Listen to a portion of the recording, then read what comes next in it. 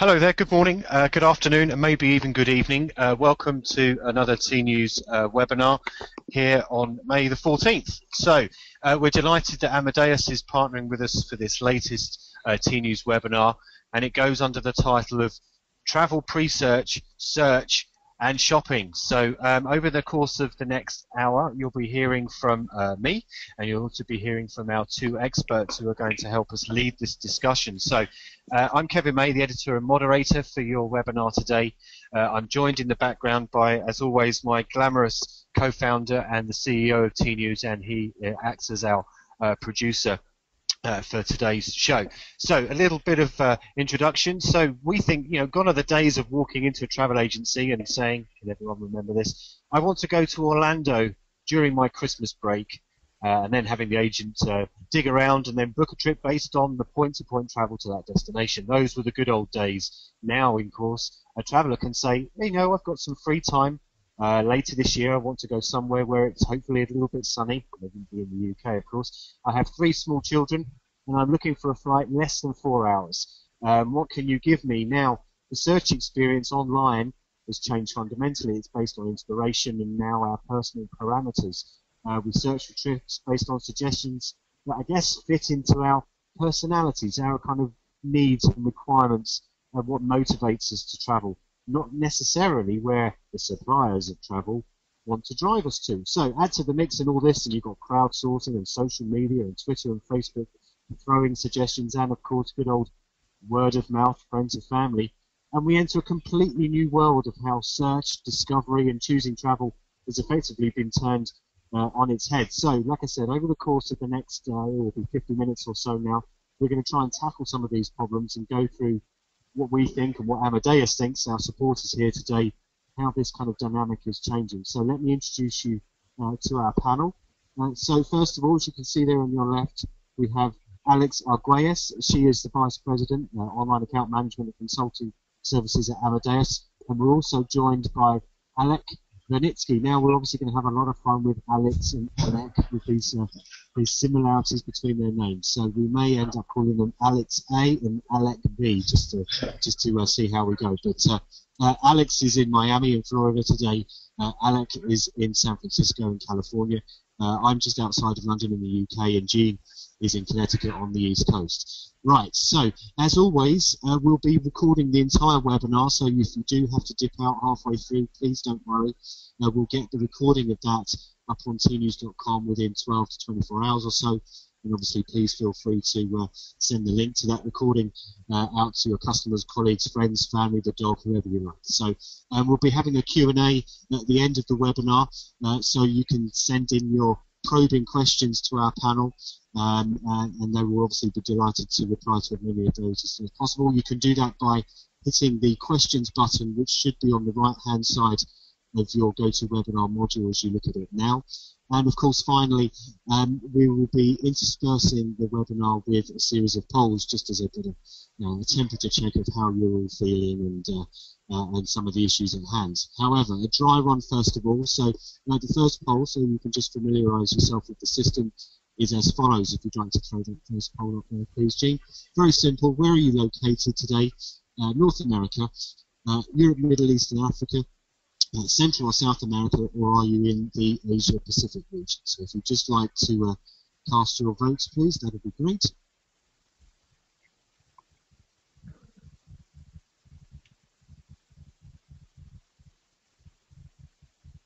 Okay. And let's have those results up, please. So just under a quarter of you are at 65%. Just under 2/3 of you, sorry, are in North America. 27% of you are in Europe, Middle East and Africa, and just 3% of you are in Asia Pacific. Not a huge surprise given the hour of the day which it is there today. So, right. Without further ado, I suppose I'm just going to hand over straight away to Alexandra Argüelles, who, like I said, is in Miami. She's the VP for Online Account Management and Consulting Services. And the floor is yours, Alex. We're looking forward to hearing you talk us through this pre-search, well, there's too many S's here, pre-search, search and shopping from the Amadeus perspective. Over to you, Alex, and welcome. Thank you, Kevin. I appreciate it. Yeah, if you think just looking at the slide in between research, search, and shopping is confusing, it actually is a pretty good lead-in into what the end consumers are looking at. So if you can go ahead and go to the next slide.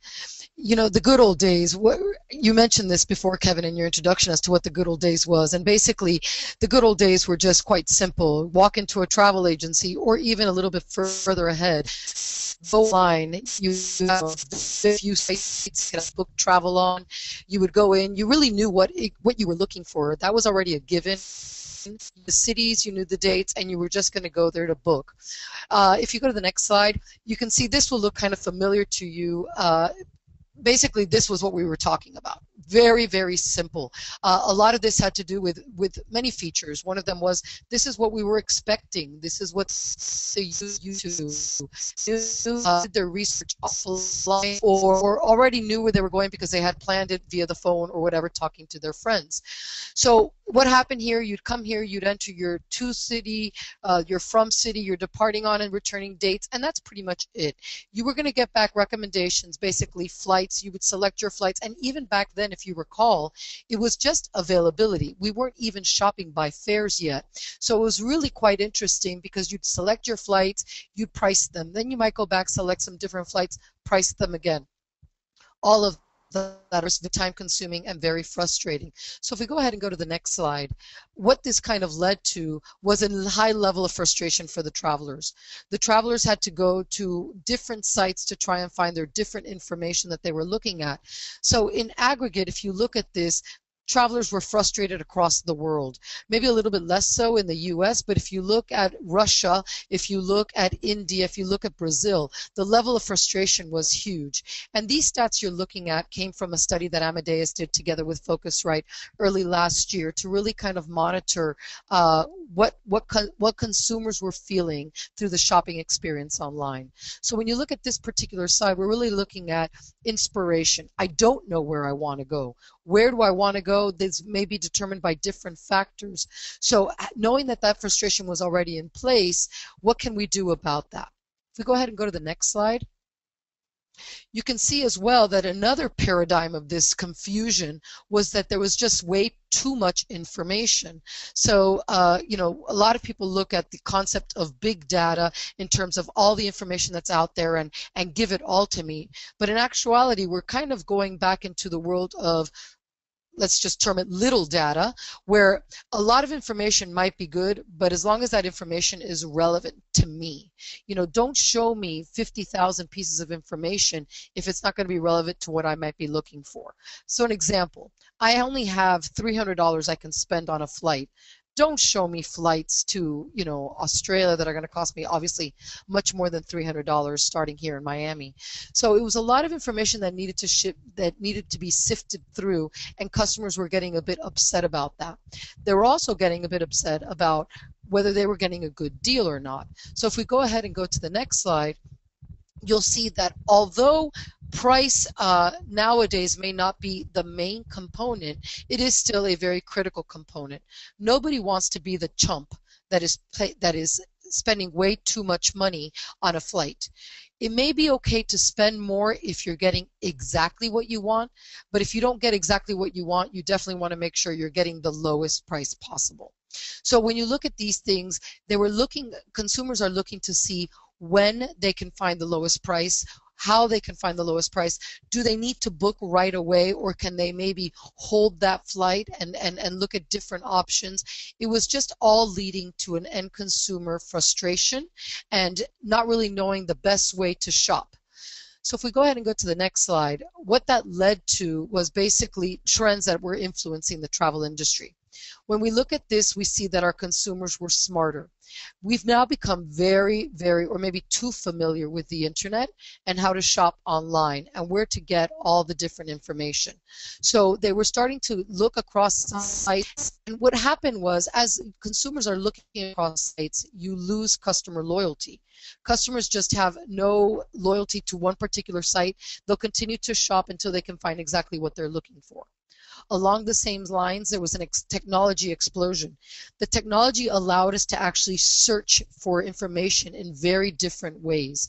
We were suddenly able to actually look at a lot more data and actually curate the results a bit in terms of what was actually going to be presented to the end user. So this new technology that was available to actually present results was one aspect of it.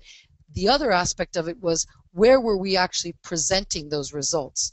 If you look at it in terms of what is the user using, obviously we've had a huge move to mobile devices. And what has mobile devices brought to us in terms of technology? A need for speed. You know, you're looking at a mobile device, you may be playing on a smartphone or on a tablet, but our patience levels have dropped drastically. I'm a very impatient person to begin with, so if you can imagine, now I'm on a mobile device, I'm expecting speed, I'm expecting accuracy, etc. All of those things lead to a new technology that is required to actually feed the information to the online vendors. And last but not least is the pressure on margins. So when you look at the retailers, we all know the airlines have been having some financial troubles, I guess, throughout their entire lifetime. And so what that has caused is actually the airlines to actually lessen, let's say, the low fares that they're going to be made available. As the airlines also start to consolidate, there may be less seats on planes available. All of that leads to a more difficulty, let's say, in finding the best deal. Because it's okay if you pay the same, but you're really after that best deal. So how do you get to the best deal? Well, you actually find the best deal for each individual. It may not just be related on price. It may be related on the specific carrier if it's an elite traveler. It may be related on time. Time is very valuable. So even if I might save $20 by going through a connection, I'm willing to spend those $20 just to actually get on a direct nonstop flight. So again, when we're looking at the pressure of margins, we're really looking at not only the lowest fares no longer being available or only available for a very limited time or only available on very certain sites, but also the pressure of margins on not only the retailers but on the consumer as well. So we're in a situation now where the economy is bouncing back a bit, the travelers have more disposable income, and they're looking to travel. They're not only looking at drive locations, they're actually willing to start to spend a bit more on flights. So if we go ahead and we go to the next slide, really what all of this is causing is, can we go ahead to the next slide, please? Thanks. What is this causing is consumers are doing a lot of looking, but as you can see, not so many bookings. So visitors to an online agency, out of 100%, only 17 are actually making a booking. And the scariest part is that the 17 that are making the booking, you know, you look at this and you say, who's booking online? Only 7% are actually booking on an airline. Or, you know, so you're not, if you're searching online, I should say, but not booking online, perhaps you're calling your travel agent or actually calling the airline directly. Probably not so probable nowadays, but a possibility still. So when you look at these stats, they're kind of scary to be in the business of being an OTA.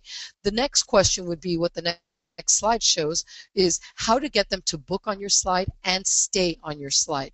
And that's where it becomes interesting, right? So when we get into the dynamics of pre-search and we talk about what is pre-search, well, pre-search is exactly that. It's that inspirational stage where the consumer doesn't really know exactly where they want to go, when they want to go, but they know they want to go somewhere.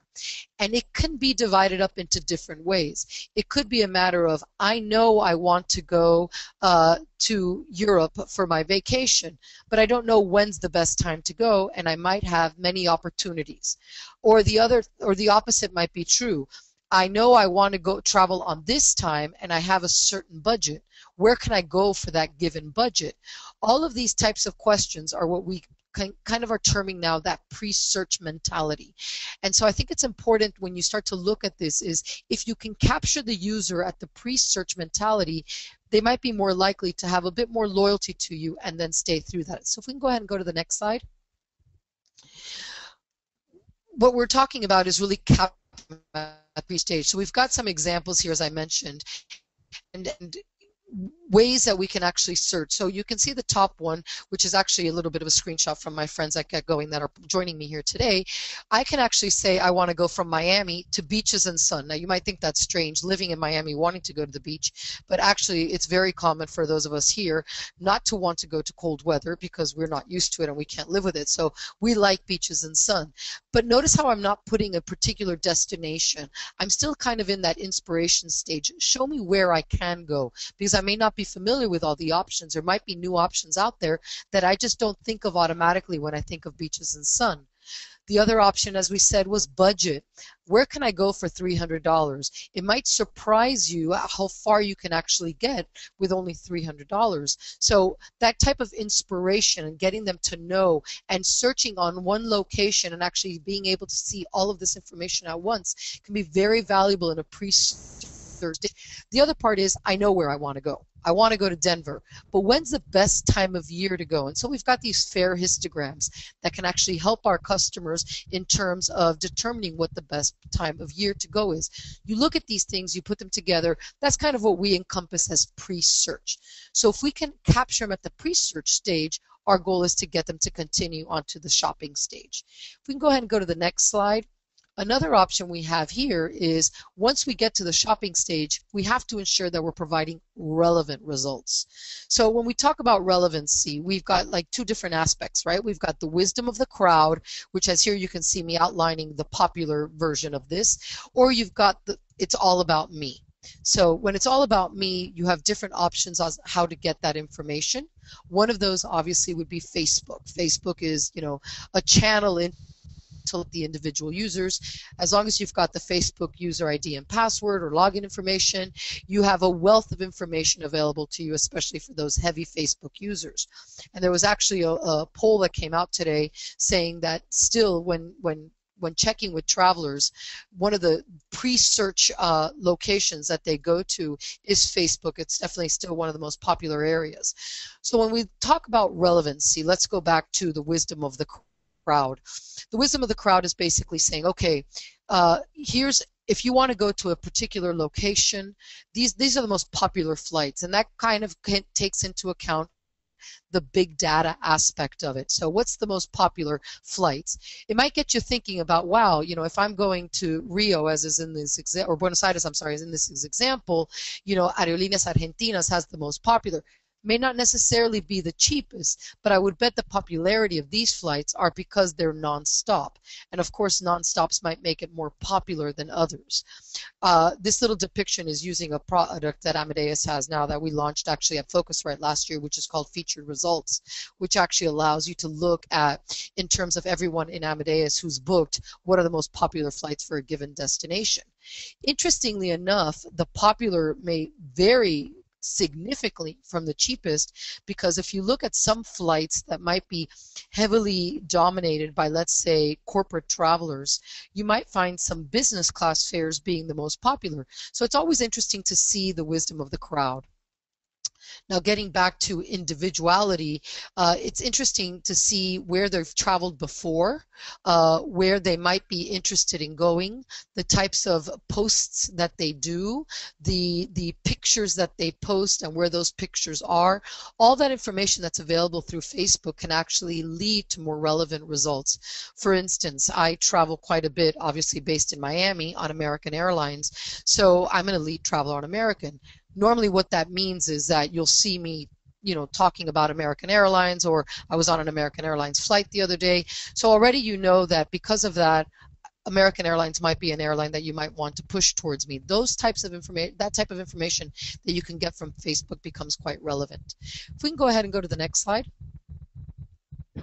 So the easiest way to get them to stay on your site so that we can continue through the shopping, the booking, etc., is to give them exactly what they want. It sounds kind of standard, it's kind of easy, but when you actually look at it, it might be a little different. So an end consumer might say, I want to go to California, you know, and I had my heart set on going to San Diego, as you can see in this example, but the fare to San Diego here shows it's $417. You know, if you look at this and you see, well, geez, I can go go to Los Angeles, which is quite close, and save myself, a good $150 on a plane ticket, that might be the hour and a half to 2 hour drive down to San Diego, and I can have the opportunity to look at Los Angeles. As my friend Alek likes to say, people have a complicated relationship with geography. This actually helps them find different locations that they might be able to go to for a cheaper price. The other thing that's interesting is, as I mentioned before, nobody wants to be a chump. Nobody wants to spend more money than necessary. So when you present on your website something like save $208, even though the fare might be higher, that's a real message to the user. They always like to save. I don't know about the guys out there, but I know the girls. If you compliment them on an outfit or on a pair of shoes or something, the first thing they're going to tell you is, I bought them here and I paid this much for them because I saved this much money. We love to show off how much we're able to save. So I think that that's a big proponent to it. And then, of course, the other thing is, as I mentioned before, I want to go to the beach, right? Living in Miami, I still want to go to the beach. And interestingly enough, you can see some of the solutions that might be presented. And, got in Koi in the Virgin Islands, Carolina, South Carolina, so it's convenient to see the dynamics. It never would occur to me that I can go to South Carolina to go to a beach, but there you go, it's right there to me. I would think more like San Diego, that's more of an obvious thing. So really, inspiring them to go to different locations, giving them what they want, that's the idea of getting them to stay on your site all the way through, from pre-search to search to shopping and booking. So I think that's pretty much it for me. Jean, I'll hand it over to you, or Kevin, handing it over to you. Okay, thank you very much. Great introduction there, Alex. So, just a quick reminder, everybody, you can send in questions for our panel for the Q&A at the end. Just to remind you again, you can do that from the there's a little questions button on the right-hand side of your dashboard. So we'll start collecting those and we'll post them to Alek and Alex at the end. So let's have another poll here then. So let's throw the question up, please, Jean. So do you provide personalized recommendations to your customers? Yes, no, or not applicable. Let's see how many of you are going to vote on this one.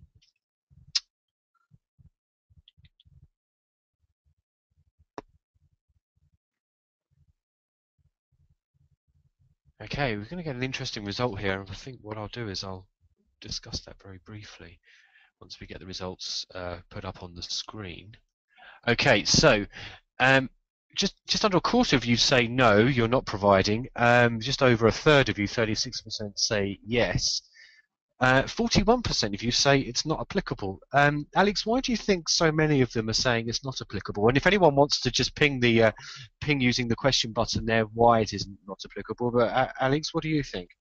I mean, looking at this and what audience I believe is out there, it might not be applicable simply because they don't provide recommendations to their customers. It may not be applicable because they don't have the mechanisms to provide personalized recommendations. There's differences there. Okay, yes. Apologies if anyone's experiencing some audio issues at their end. We'll get to that in a second. So, right, thanks very much, Alex. Let's close that poll down, and I'm now going to hand over to Alek Vernitsky, who is in San Francisco with us today. He's the CEO and co-founder of GetGoing. .com, and he's also going to be talking about pre-search, search and shopping, of course, but from I guess end user perspective, user being a customer. So Alek, welcome, and I'm going to hand over to you looking forward to hear what you've got to say. Thanks a lot, Kevin, and thank you everybody for joining today's session. If you could move to the next slide, please.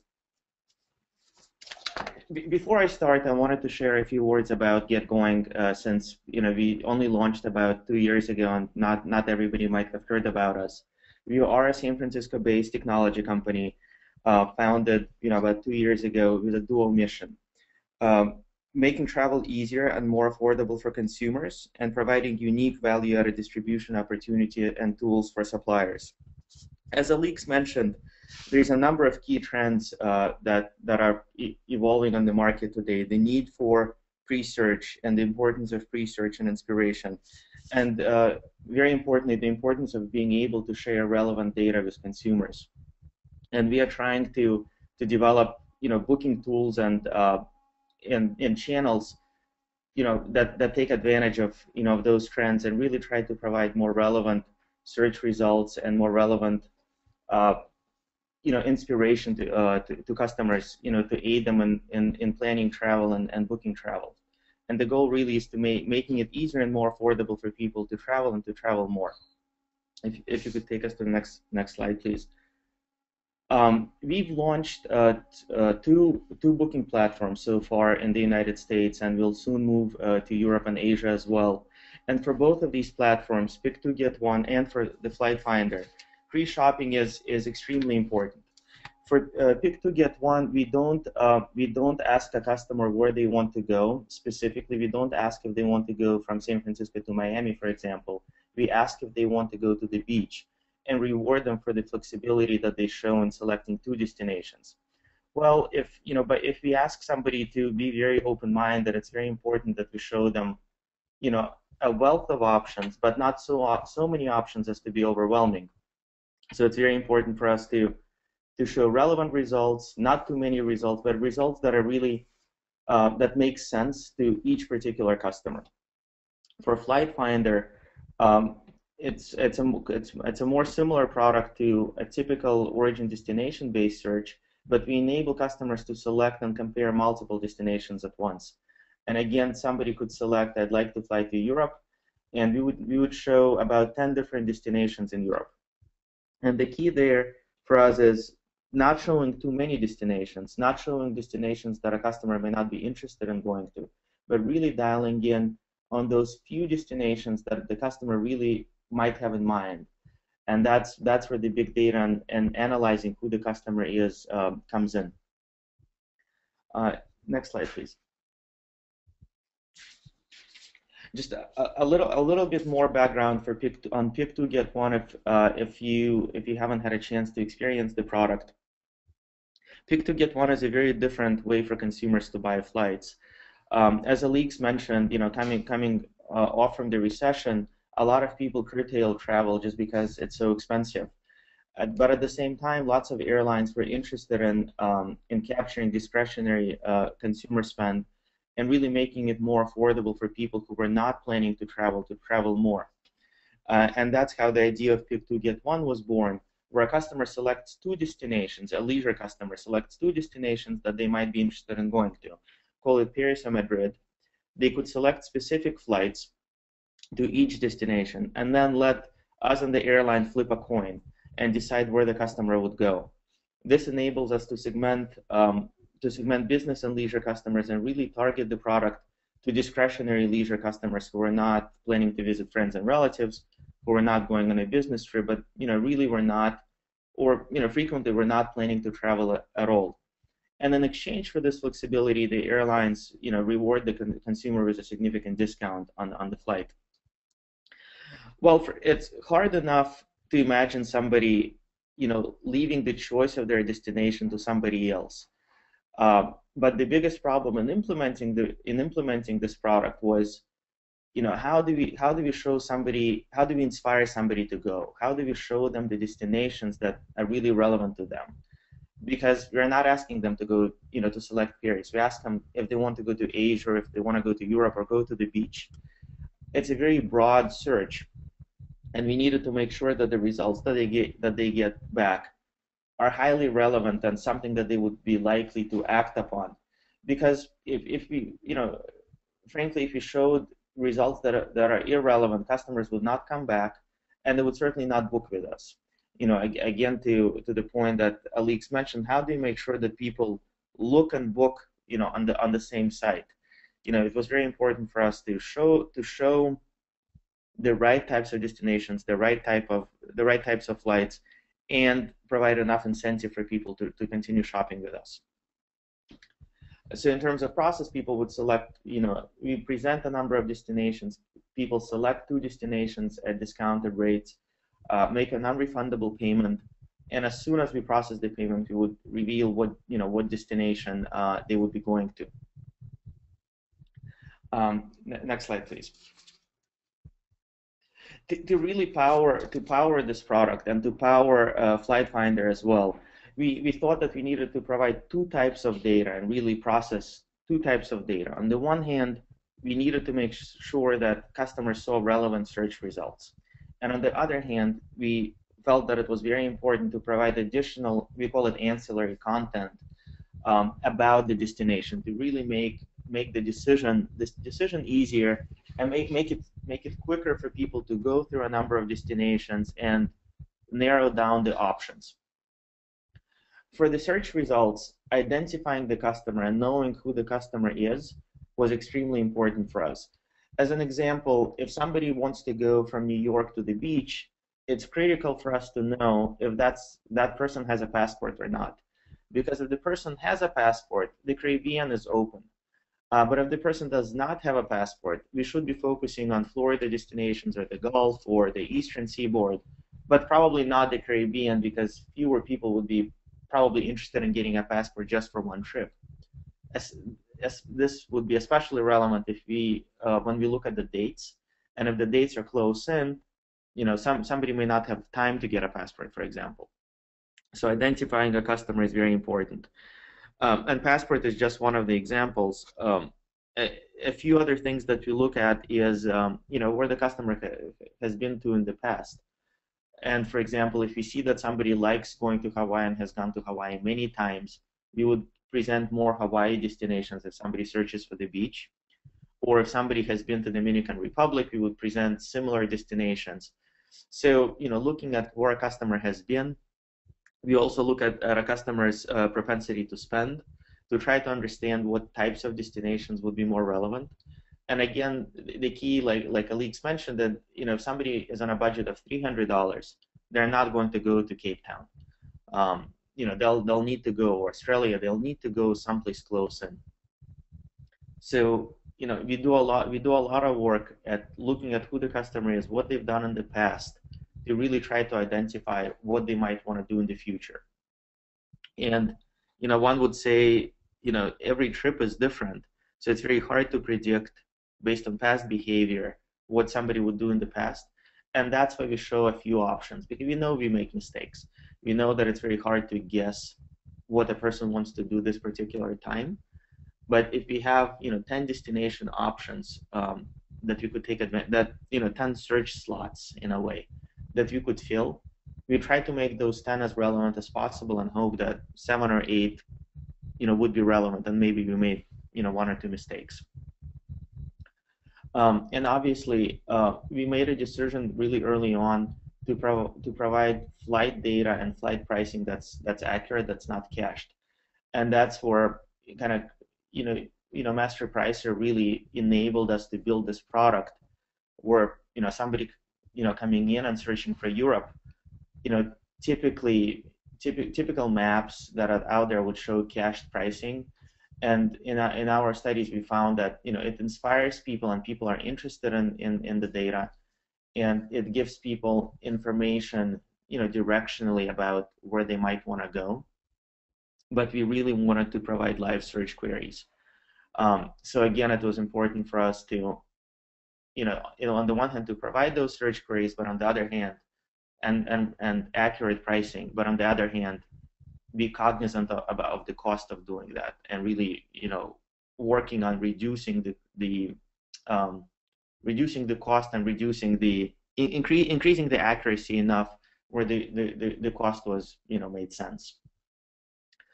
So that's on the search side, and that's really where we spend a lot of time and technical resources and a lot of thought developing recommendations that make sense. We also realize that just providing pricing about a destination or relevant destinations is not enough. Curated destination information is extremely important, because people may not know the location of the destination. They may not know much about it. They may not know if Barbados is a big island, a little island. Does it have volcanoes? I mean, what is it like? Especially people who have only been to a few places in the Caribbean or are going for the first time. So we added a lot of that information to the product as well, and we integrated the social graph quite a bit. Deep integration into Facebook, to see where your friends live, where your friends have been, and that enables us to provide better destination suggestions, but it also enables us to show, as we'll see in follow-on slides, kind of, who lives at a destination, really making it easier for a customer to decide that that's the place that they really want to go to. Can you move to the next slide? Thanks. And again, we've talked through a lot of these, but when a customer searches, in this example, for beaches and sun from San Francisco, we present a number of different options, and the options that we present, they're sorted by price. Not in this example, but they're typically sorted by price. We take a lot into account. We take seasons and travel dates into account. For example, if somebody wants to go to the beach and in November, well, Europe is not an option, but a beach in July, maybe, from New York, maybe Mediterranean beaches are an option. We take a look, how many days is somebody traveling for into account. A short trip to us indicates that the person wants to go, someplace close. If somebody's traveling for 2 weeks, a lot more options are available. Again, customer preferences, as we talked about it, it's, who is the customer, what might they be interested in doing, past travel behavior, and, the type of a trip and travel times. All of that gets taken into account when we present destination suggestions. Next slide, please. As I mentioned, we also integrated a lot of social features into the product for 2 reasons. One is to improve conversion and to improve the product stickiness. For example, we ask somebody if they have been here. We found that a lot of people like playing that game and telling us where they've been. And on the one hand, it's a game that the customers play, but on the other hand, it makes it much easier for us to fine-tune the product. For example, if we know that somebody has been to Istanbul and Moscow, we know that they're willing to consider destinations that are, far-flung and different. We know that they have a passport, because if they're traveling from the US and have been to both of these places, or just one, we can assume that they have a passport. Depending on the destination, we can also discover somebody's propensity to spend. As we know, some destinations are much more expensive than others. And none of this data is 100% accurate, but combining a lot of this information enables us to make accurate recommendations. We also ask if somebody, add to favorites. And again, it increases the stickiness of the product, and we see that people build lists and build kind of bucket lists on the site. But this also tells us, it's a very good signal for what kind of destination somebody is interested in, what kind of vacations, they might want to take.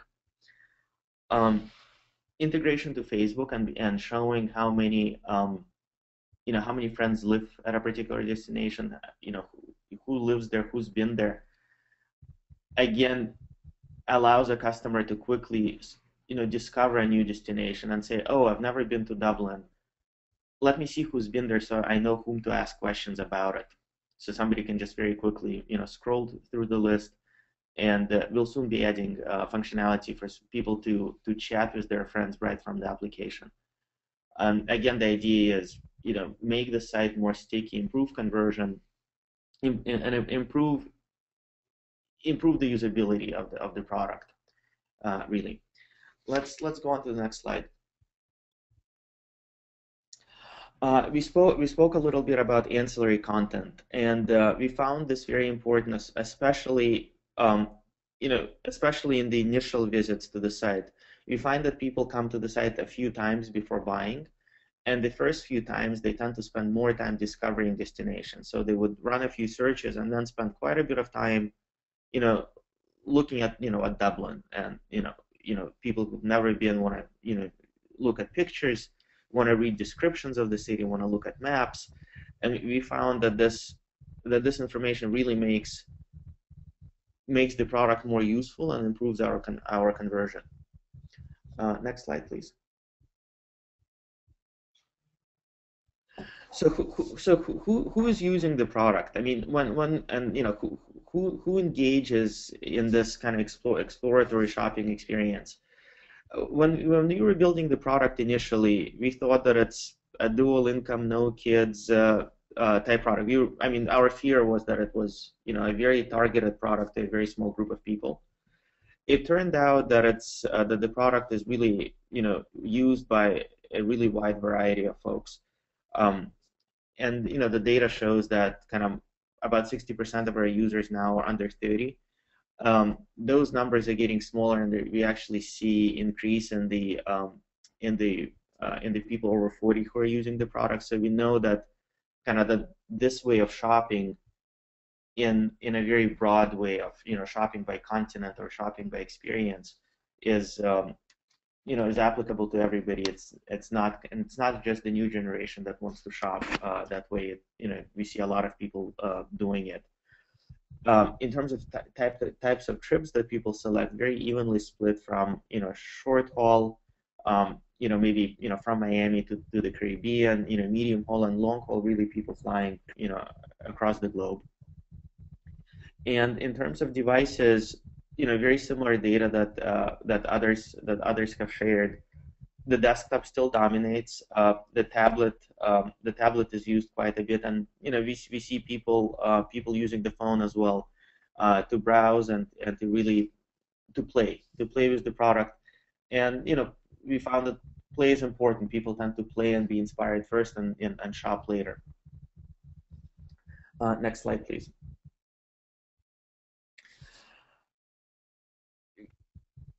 As we kind of looked at kind of what information do we add to the product, what really creates that immersive experience, and what really supports the thesis that if you make pre-shopping easier, people will book more. We look at what data do people use. We experimented quite a bit with the types of data that we offer. Images, descriptions, itineraries. Information about what your friends have done, and we see that discretionary customers and kind of the difference between the two products. Pick to Get One is targeted at discretionary customers who not flying for business, not going on not visiting friends and relatives. They access that curated content 4 times more frequently than people who are just shopping origin destination. But that said, people who are just shopping for a flight, access that information as well, so we know it's useful. And again, for looking at the social data, we see that again it's the kind of the instance of use of that information is much higher for discretionary leisure trips, which makes sense. I mean, after all, if you have a business meeting, in Las Vegas or in New York, you might be interested in doing all of these other things and discovering more about the city, but at the end of the day, you have to go anyway. So that's a snapshot of what we've done, and at this point, wanted to turn it over to Kevin. Okay. Thank you very much, Alek. So Q&A coming up in a few moments. We just thought we'd do a final poll for you all there. So, Jean, if you could put that poll up. What information is most important for personalization? So, is it one of the 5? If you can please select one of these. Previous purchase, current interest, budget, activities, and who is traveling.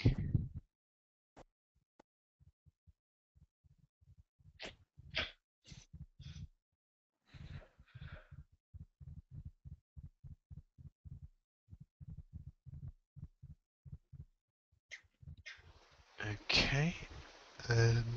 Yeah, Jean, should we put those results up? So that's all quite close, actually. Yeah. So the leader, if we can call it a leader, there is just under a quarter is current interest at 24, and then the rest are all hovering around the 1 in 5 marks. So yeah, quite interesting. So thank you very much, everybody that has voted. Alek, just looking at those results, does that surprise you at all? No. Well, the current interest is the most interesting one to me, because it's the one that we've probably spent least time on. We know that it's right. Well, people have told us that it's very important. It's also one of the hardest ones to understand through data mining and machine learning. It's a very difficult one to understand. If somebody, what hobby somebody has, what are they interested in this particular time in particular. But it's also a very interesting one to work on for us, and I hope we'll do it later, get to it later this year. Really, try to understand how you can use that information and really make the results more relevant and make the product more relevant to people. Yeah, I mean, and on that, Alex, I mean, is that something that is easy? Do you think that's easy to do at your end, or you're of the same kind of mind of Alek on that particular element of there? That's the toughest nut to crack, almost. Well, outside of actually just asking the traveler, it is going to be very difficult to find out what their current interests are. I mean, that's not type of data that you're going to have readily available based on a lot of the information that's out there. So it's definitely going to be a little bit more difficult in terms of capturing it. I was actually quite surprised at the results simply because in our budget world, budget was on the lower end of those results. So that's very interesting to us. Okay, so I mean, based on this, this just kind of as we dive into some of the questions here, and we've had a few that are all around this topic, and that is this Facebook integration and mining the social graph and things like that. Surely, if you're able to do that, you can get a better sense of what people's current interests are. Well, that's about as close as you're going to get without actually asking them face to face. I mean, so first of all, I mean, how do you actually do that technically, this mining the social graph? And that's a question for both of you. And Alex, first of all, if you can go share us your point of view. I mean, yeah, it's definitely interesting. There are certain pieces of information that you would be able to gather from that. The question is that what they're looking for on their vacation? So let's say you're able to gather, from the information that they've got posted, things like wine tasting, one of my favorite things to do. It's still difficult to know if that's exactly what I want my vacation to be about to push that. Now, could it be a side effect of my vacation? If I'm going to California, do I want to go close to San Francisco so I could hit up Napa and Sonoma? Sure, absolutely, that's great. But it's just, it's still going to be quite difficult to count from that to get from that piece of information what you want to actually do on vacation. I still think that it's going to be a difficult nut to crack. Yeah, and same kind of question, but with another one on the end for you, Alek. I mean, this is from Matthew Hoffman, who has been busily sending us all sorts of questions and comments here during the webinar. He says, how are you actually analysing and tracking the data that you actually get from Facebook and the social graph? A few different types of data that we gather gets analyzed, differently. So, we have a relationship with Facebook, so we are able to, when somebody logs in using Facebook and they have shared information publicly, we download some of this data and analyze it. So, for example, we know if somebody has visited, multiple countries, we mark their customer profile. We say, chances are they have a passport, and our confidence in that data increases, as they, the more countries that they've been to. So, for example, that's one way of processing data. We also process, some natural language data that they might have shared, descriptions of pictures or status updates, things like that.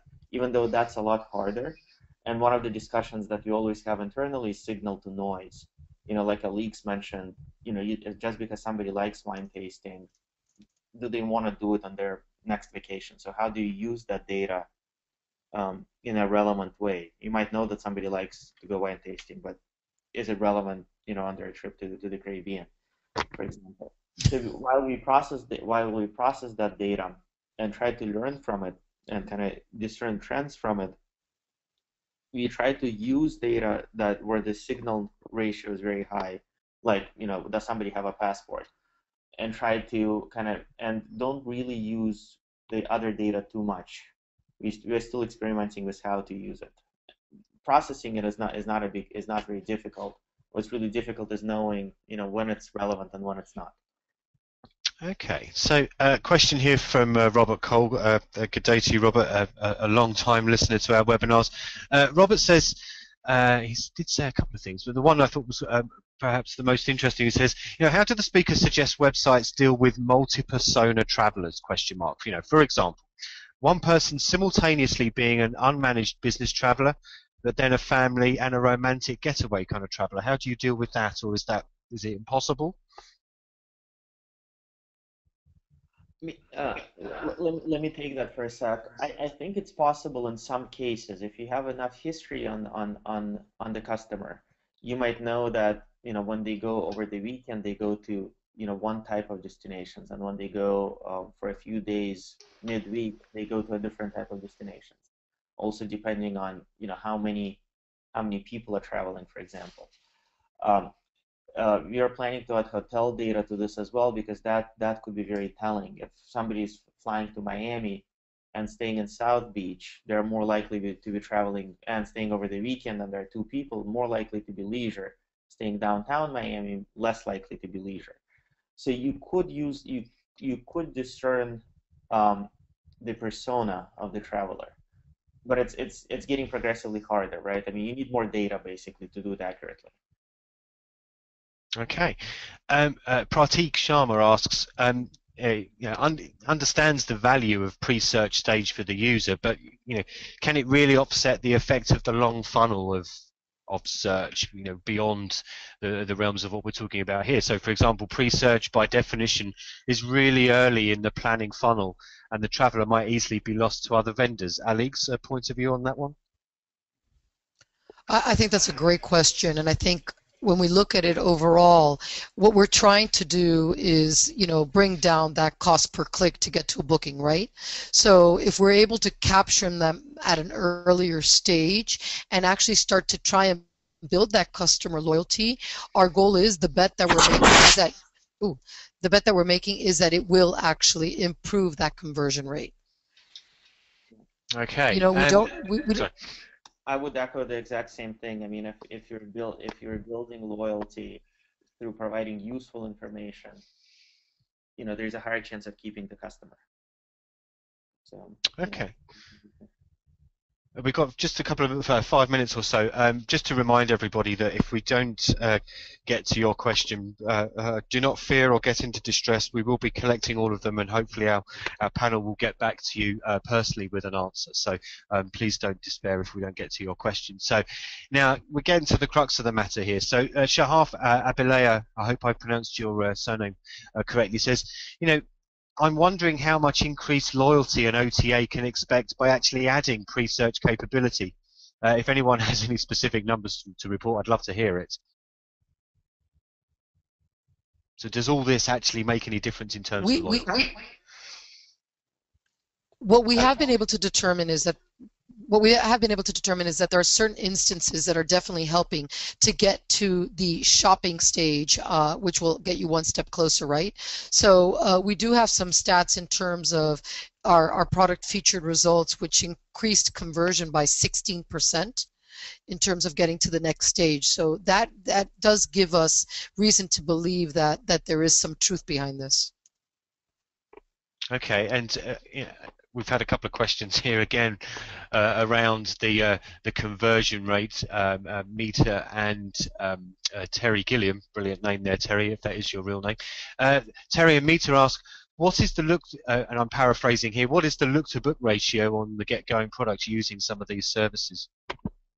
So unfortunately, I can't. It's a difficult number to share because we have multiple products and they have very different looks to books.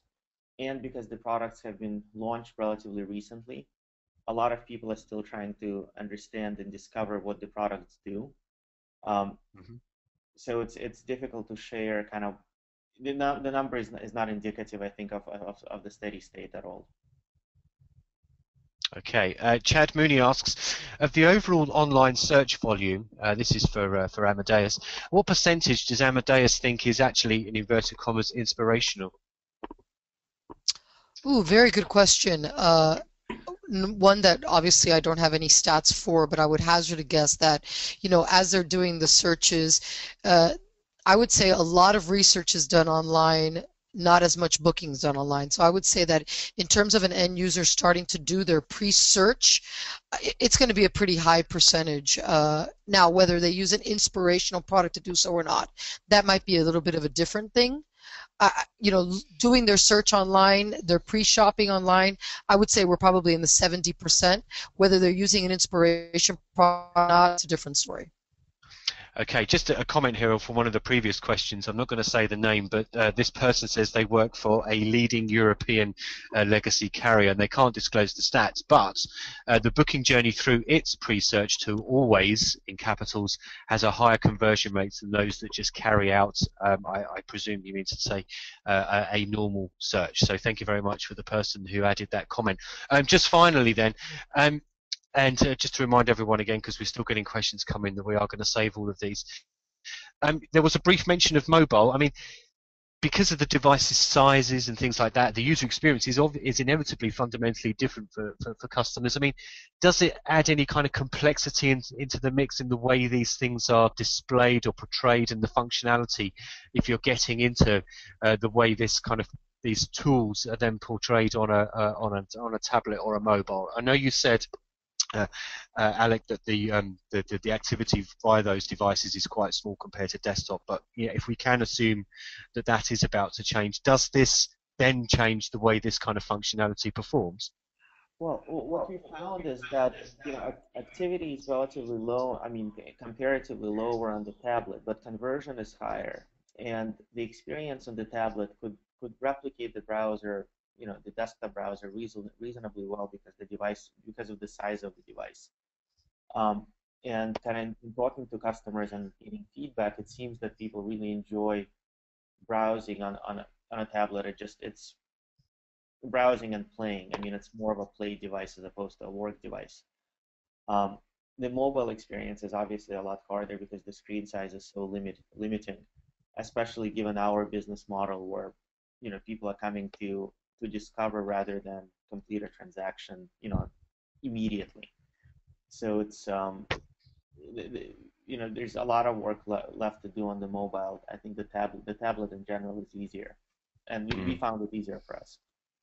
Okay, and the last word. Kevin, sorry, please go ahead. Yes. Yeah, just to comment on that, I think that because of the screen size being smaller, that's where relevancy really becomes critical, right? Because you don't want to clutter such a small screen with things that aren't going to be relevant to me. So I think relevancy becomes key in the mobile environment. Okay, good. And final question for you, Alex. Carla Brooklyn says, Amadeus customer, how can I use this functionality? I guess that's a very leading question here for how can you help her? She can give me a call. I'll be happy to help. Okay, just to wrap up then, I mean, we're having this conversation now. I mean, Amadeus has been doing things with, I remember the Affinity Shopper thing that we launched a couple of years ago. Final question for me then, and to you, Alex. I mean, we're in a way, we're actually hoping and assuming that consumers are going to change the way that they fundamentally do shop and buy for things. Is that something that you sense is going to happen at scale, or is this just a feature that can be added onto an existing service in the hope that you capture that kind of different way that people do want to search? Is it something that's going to happen, or is it just, it's something that you want to provide, or you assume people should be providing for customers? Well, as much as I would love to say that it's an add-on, I think we're almost already there. People are looking at this information already in different ways. We're starting slowly but surely to get more into the inspirational model. So I think it is the way of the future. I really think that they're going to start to search in more generic terms. And in order to search in those generic terms, we have to be much more open-ended. Okay, well, that's great to hear. So, okay, we've just gone a couple of minutes over our allotted time, so thank you very much for those of you that have stayed with us, which is the majority of you. Thank you so much. It only goes for me to say and to remind you all that a video of this is going to be on tnooz, we hope, in the next 12-24 hours. It just depends on how quickly we can process these things and get them uploaded onto various channels. And we will have all the slides on there on that same post as well. So, and you will all be emailed a link to that. So please feel free to share a copy of the webinar amongst your colleagues and friends and enemies. Thank you very much. But last of all, I should say thank you to our panel, and that's, once again, is Alexandra Argüelles from Amadeus, and also Alek Vernitsky, who is in San Francisco with GetGoing. And finally, a big thank you to Amadeus once again for supporting a tnooz webinar, long-time supporter. We're always grateful for you helping us out and wanting to collaborate with us on webinars, come up with great content for our readers, and we hope your customers. So thank you very much to everybody for listening in, and we'll hope to have you on a tnooz webinar again soon. Enjoy the rest of your day. Thanks a lot. The organizer